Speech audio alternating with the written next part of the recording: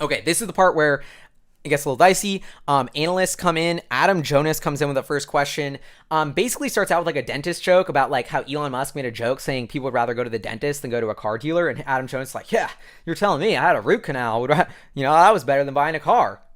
What about this illness 19 thing? And basically starts pressing him on and gets Elon talking about what he thinks about illness 19, which is what we were all worried about. Elon has this crazy tweet, free America now.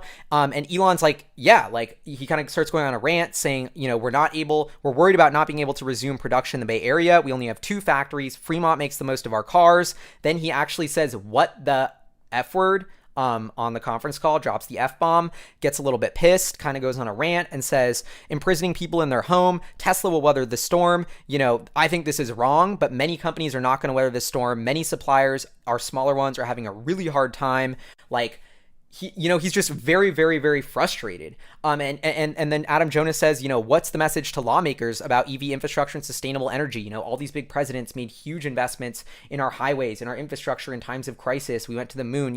Is this the time for a huge infrastructure bill? And then Elon goes on a rant, which I really agree with, where he says it's high time we invested in infrastructure in this country. Crumbling highways, crumbling bridges. When I visit China and see their infrastructure, it's beautiful. I've been to China. This is the biggest eye-opening thing to me when I started like traveling the world and going to all these different countries. I thought the US was like the shiny, brand new, amazing, everything's perfect here. And then you go to other countries and you're like, wow, like they have a way fancier road than we do and everything, there's no holes. And like, so I totally agree with this. And he says it's sad how bad it is. Our airports are an embarrassment. It's not that we're not spending money on it, we're just not getting much out of it. We should be investing in the transportation of the future. Imagine early 1900s we invested in the steam engine instead of the internal combustion engine. That would be crazy, but our government's not thinking about the new technologies and investing in them. And then Elon goes back saying like, I just think this is a horrible time, and they basically stripped us of all of our rights. It's not America. This isn't freedom. And he even says this is fascist,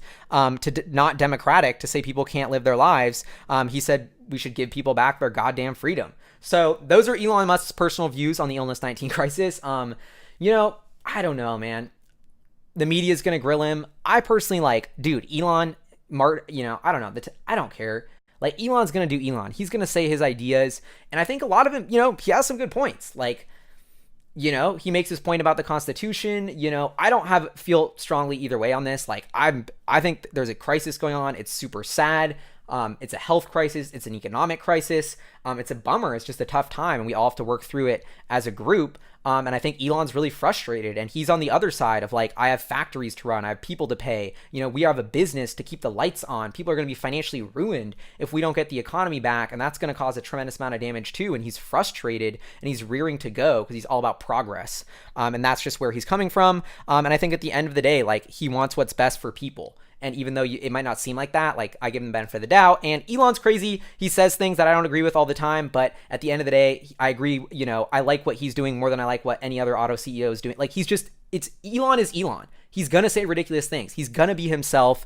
And although I don't agree with all the things he says, and half the time when he says them, I'm like, I'm bummed out. I'm getting all these texts. But then at the same time, I'm like, we need more of that in the world. Authenticity. Don't be afraid to speak your mind. You're not going to agree with every single person on the planet. Get over it.